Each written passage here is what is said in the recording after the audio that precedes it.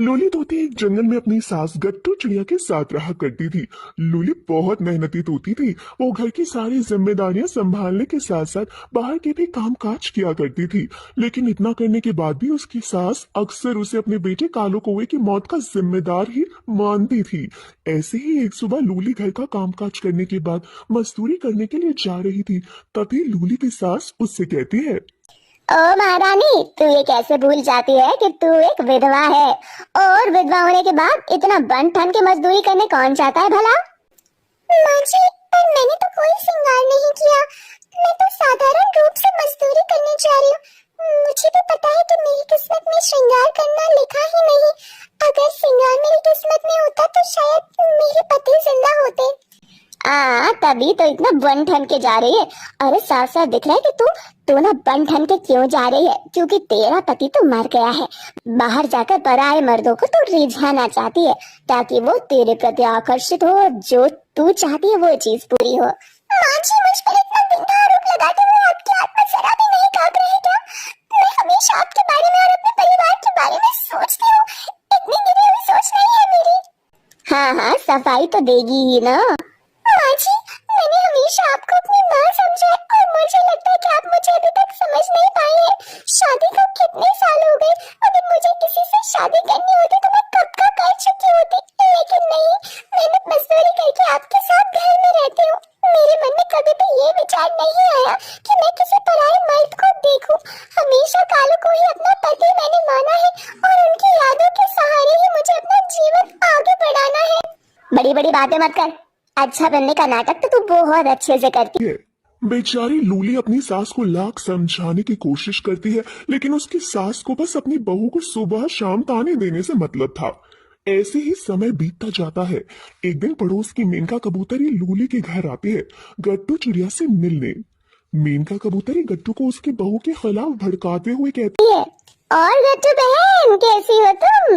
बहुत दिनों बाद तुम्हारे घर आई हूँ, सोचा हाल चाल ही ले लो। सुना है कि तुम्हारी बहू बाहर मजदूरी करती है। चलो अच्छा है, पूरे घर का संभाल रखा है तुम्हारी बहू ने।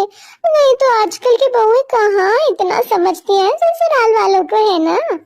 अरे गट्टू बहन, बहू को कितना भी प्यार दे लो और कितनी भी उसकी ख्वाहिश पूरी कर लो, लेकिन बहू तो बहू होती है। वो कभी सास को माँ नहीं समझती। वैसे ही मेरी बहू है। मेरी बहू तो इस दुनिया की सारी बातों से 100 कदम आगे है, 100 कदम। ससुराल आते ही मेरे बेटे को खा गई और जैसे ही मेरा बेटा इस दुनिया से गया, महारानी के तो तौर तरीके ही बदल गए। विधवा होने के बाद भी इतना मेकअप करके मजदूरी करने जाती है। बात तो तुम बिल्कुल सही कह रही हो। जंगल के बाकी पक्षी जो है तुम्हारी बहू पर लाइन मारते हैं। मैं तो कहती हूँ थोड़ा कंट्रोल कर लो तुम अपनी बहू को, वरना आगे जाकर दिक्कत तो होगी। और हमारा क्या है, हम तो पड़ोसी ठहरे तुम्हारे, समझा ही सकते हैं। बाकी क्या करना है क्या नहीं वो तो तुम्हारे ऊपर है। तुम सही कह रही हो। आने दो इस बच्चलन को, इसे तो मैं आज अच्छे से ठीक करती हूँ, फिर चाहे मुझे इसके लिए कुछ भी क्यों ना करना पड़े। बहुत ढील मिल गई है ना महारानी को, और जिसकी सारी अकड़ निकाल दूंगी। देख लेना जो सही लगे। मेरा काम था तुमको समझाना, बाकी तुम्हारी मर्जी। अच्छा, अब मैं चलती हूँ बहन, घर पर बहुत काम पड़ा है। काम तो होता रहेगा बहन, थोड़ी देर और बैठो ना। बाहर का तो मैं जानती नहीं हूँ, बाहर मेरी बहू क्या गुल खिलाती है वो सब तो मुझे मालूम नहीं है। तो कम से कम इतने टाइम बाद तुम आ गई हो तो जरा अच्छे से बता कर जाओ ना कि महारानी जब आए तो उसकी अच्छे से खबर ले सकूं।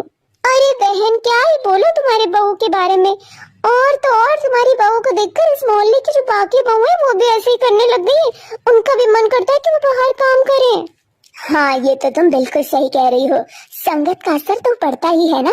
खरबूजा ही खरबूजे को देखकर रंग बदलता है, तो आखिर उनका भी मन करेगा ही।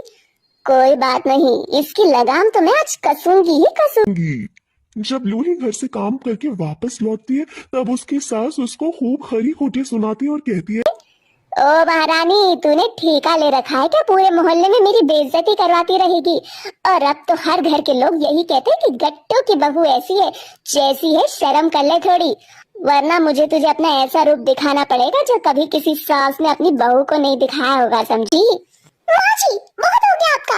मैं आपको पलट कर जवाब नहीं देती, इसका मतलब ये नहीं कि आप मुझे कुछ भी बोलती रहेंगी। अभी मैं घर आई हूँ, एक गिलास पानी पीने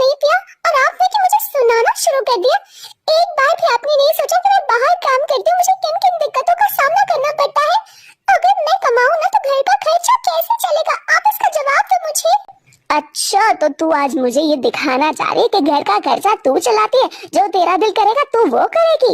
नहीं माँ जी, मैं आपको बस इतना बताना चाह रही हूँ कि मुझे अपनी बेटी समझो, बेटी। जब तक आप मुझे अपनी बहू समझोगी तब तक मुझ में आपको 50 कमियां नजर आएंगी। मैंने आपको हमेशा अपनी माँ माना है और आपकी सेवा पानी करने में ही लगी रहती हूँ। सुबह घर का काम करके जाती हूँ, शाम को जब तक आती हूँ आपके इतने सारे ताने सुनने को मिलते हैं। मुझे कितना बुरा लगता होगा इसका अंदाजा भी नहीं है आपको। तभी लूली की बहन मूली तोती का फोन आता है। लूली अपनी बहन के पास भागी भागी जाती है। मूली जो कि अपने अंतिम समय में अपनी लूली बहन को देखना चाहती थी, और मूली रोते हुए लूली से कहती है, बहन, मैं इस दुनिया से जा रही हूँ, मेरे पास ज्यादा समय नहीं।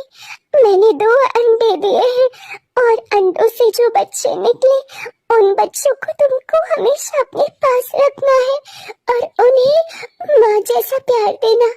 उन्हें कभी भी मौसी वाला दर्जा मत देना, हमेशा माँ का दर्जा देना। इतना बोलकर मूली मर जाती है और लूली अपनी बहन के दोनों अंडे लेकर अपने ससुराल आ जाती है। ये सब देखकर लूली के साथ गुस्से से उसको बोलती है, अच्छा, तू अपना एक और बोझा लेकर आ गई। अपने बहन के अंडे यहाँ लेकर आई है और अंडे में से बच्चे निकलेंगे तो उनका खर्चा क्या तेरी मरी हुई बहन देगी? माँ जी, मैं आपका, इस घर का और इन बच्चों का सबका खर्चा उठा लूंगी। आपको उसकी चिंता करने की कोई जरूरत नहीं। मेरे अलावा इन बच्चों का है ही कौन इस दुनिया में, और वैसे भी मेरे पास भी जीने का कोई सहारा नहीं, इसलिए इन बच्चों के सहारे ही अपने जीवन में आगे बढ़ूंगी। हाँ तो सोच ले, तुझे अगर बच्चे रखने तो मेरे घर से निकलना होगा, और किसी और का पाप अपने घर में मैं नहीं रख सकती। तो इन अंडों को लेकर कहीं और चली जा। लूली बिना कुछ कहे अपनी बहन तोती के अंडे लेकर वहां से चली जाती है। एक घर किराए पे लेती है और इस किराए के घर में सुरक्षित स्थान पर उन अंडों को रख देती है। कुछ समय बाद समय पूरा होने पर अंडों में से 2 तोते के बच्चे निकलते हैं। एक बच्चा अंडे के बाहर निकलने के दौरान ही मर जाता है। लूली को इस बात का बहुत दुख होता है, लेकिन लूली अपने दूसरे बच्चे को बड़े ही प्यार से रखती है और उसे पालना पोसना शुरू कर देती है और अपने बच्चे के साथ अपने जीवन में आगे बढ़ती है।